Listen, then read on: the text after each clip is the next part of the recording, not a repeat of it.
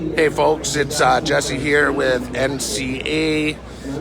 Friday, December 5th, Stephen and I are now here at the Vancouver Freedom Rally, and Mark Connolly is about to sing the national anthem. He is the singer for the Vancouver Canucks home games, does the Canadian national anthem, and he's decided to sing here at the rally. However, last night the Vancouver Canucks have announced that they have now distanced themselves from Mark Connolly because he is at this event. So he has really put a bit of his career on the line to sing the Canadian national anthem to his fellow Canadians here today. So we're going to flip the camera and sing the national anthem here soon. Or think is necessary before making your decision. Sometimes that information and opinion is abundant and reliable, making the process of deciding easier. Sometimes the information is scarce and the opinion suspect, but still a course of action is, or at least seems, necessary. In my case, I feel I'm in between the two. However, I have made my choice. And what is my choice? To support a side of an argument which is being marginalized and censored concerning existential public protocol. That is, a public protocol both sides will, without question, dictate how we continue to live together as a society. It's kind of that simple. For that, it appears I am being marginalized on social media, or so I'm told because I don't go on social media, and in a certain way, censored by an institution I have followed and supported for 50 years and been publicly associated with for 20. As many of you may have heard by now, there are reports that Francesco Aquilini and the Vancouver Canucks, via Twitter, have severed ties with me over my decision to sing O Canada at the Freedom Rally today. Boo! Fuck the Canucks! As I do not use Twitter, I cannot personally confirm that this is true.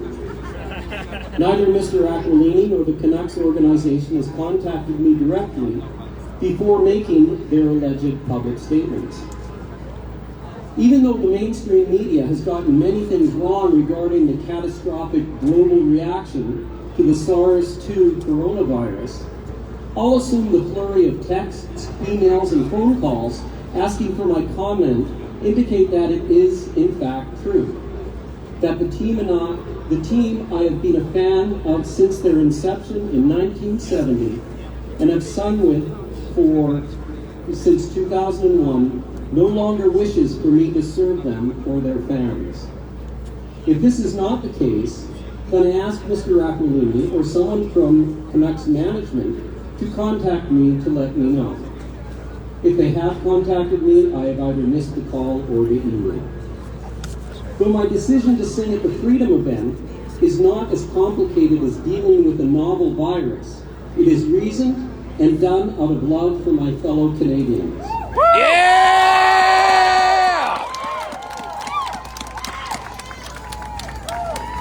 When it was discovered at the beginning of March this year that there was a new virus causing grave sickness and death, I was, as were virtually all Canadians, willing to do my part to suppress this potential devastation.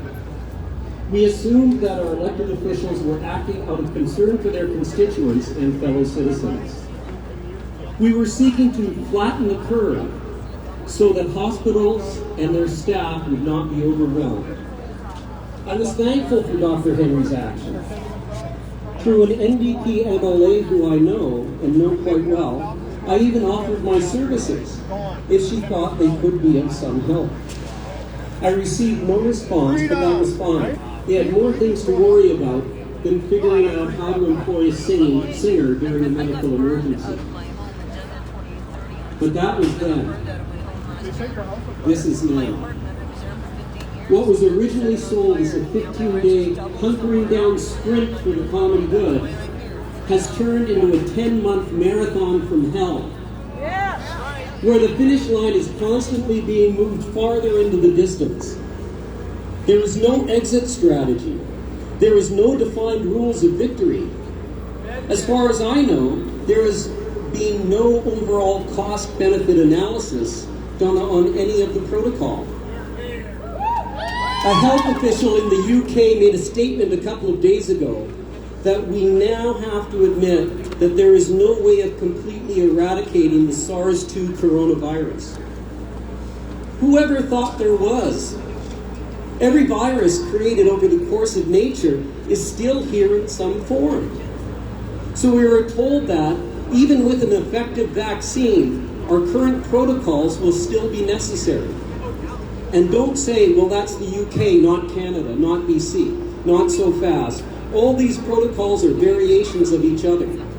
Politicians and public policy planners have the internet too.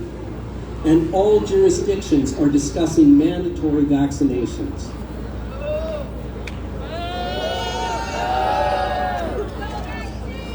Now, there are courageous doctors and scientists, such as leading epidemiologist Dr. Sunetra Gupta of Oxford and John Ioannidis of Stanford, Nobel Prize winner Dr. Michael Levitt. There is a huge list, many top in their field, who call into question the current draconian protocols and are presenting and promoting more humane, reasonable, and to their expert opinion, more effective alternatives. Our province's own Dr. Stephen Malthus has published an open letter to our Chief Health Officer, Dr. Bonnie Henry, and calls into question all the protocols. I encourage you to read it. Dr. Malthus asserts that social distancing, face masks, restrictions and or closures of schools, businesses, churches, and support for special needs children is ineffective, unnecessary, and harmful.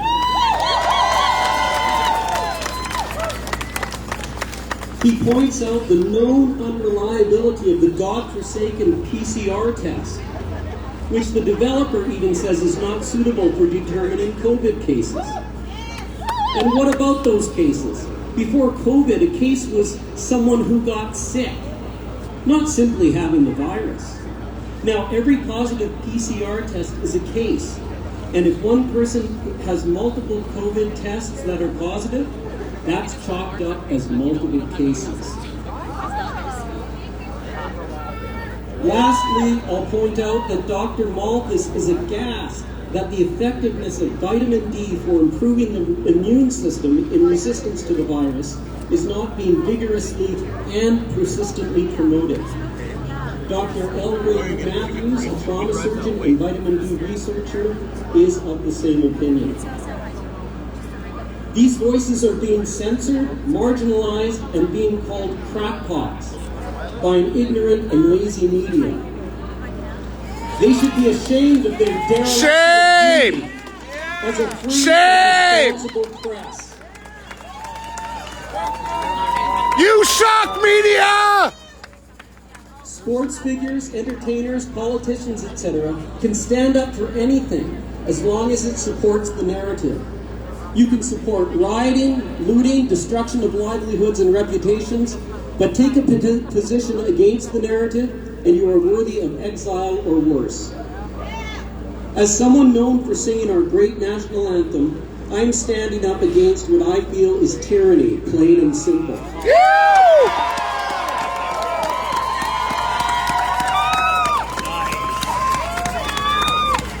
I would have hoped that the ownership and management of our home team would have had the courage to support the freedom to express a science-based position that is for the greater good of the country. They could learn something from what the boys showed us on the ice last spring. Go Canucks, go. I have a PS. Our current coronavirus protocols, like communism, have an intentional neglect of making the individual stronger. And like communism, the coronavirus protocols seem most effective in spreading misery equally. As always, God bless you. God bless you. So, ladies and gentlemen, Mark Connolly, former Canucks national anthem.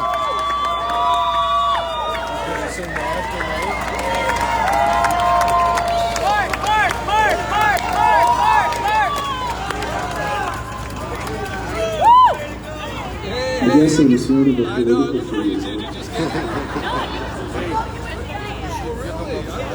I have to be on the right end.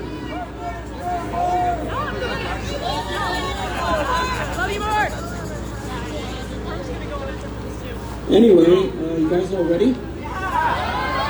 And since I guess there's a good chance I'm no longer employed over at Rogers Arena, I'm going to use the old words.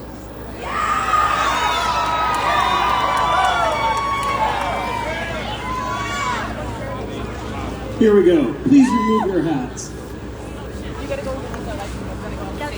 Oh, Canada, our home and native land, true patriot love, in all thy sons' command, with glowing hearts we see thee rise, the true north, strong and free.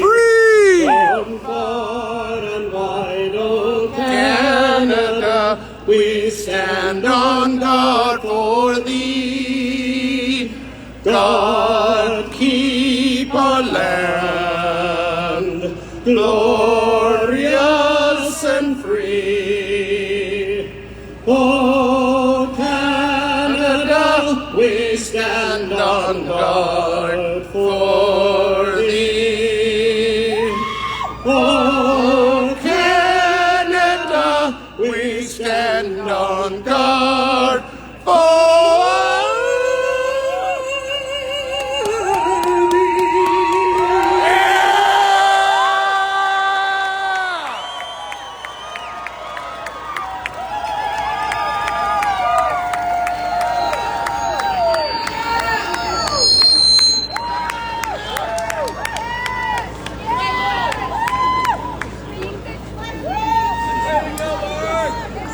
We'll be hearing from Mark a little later today as well, so please be sure to stick around to the end. Mark has also got some of his CDs that are being sold over on the side here, so if you'd like to support Mark. All right, everybody. So that was Mark Connolly, formerly of the Vancouver Canucks, who have now decided that they're not going to employ him for singing the Canadian national anthem. So quickly, please share this video. Please share this video far and wide. I also want to mention that we'll be going live on and off today throughout the day. Stephen will be speaking at 3:20 p.m. Pacific time. 3:20 p.m. Pacific time, so we'll be doing a live video, so make sure you mark that down and watch for jump onto our page and watch for the live video, 3:20 p.m. Pacific time. Stephen will be speaking today at today's crowd. Again, throughout the day I'll be doing some lives with some speeches. Stephen will be doing some lives as well. So if you're in the area of Vancouver, please make sure you come down right now. It's all afternoon. We're starting to get the crowd. So I'm just going to sign off right now, and we'll do some more lives in a little bit. So make sure that you look for our notifications. Please share this video. We're really proud to have Mark Connolly, formerly with the Vancouver Canucks, who have now distanced themselves from him for singing the national anthem today at today's event. And we need this to go viral. So please like and share these videos. And we'll be back in a little bit. Thank you.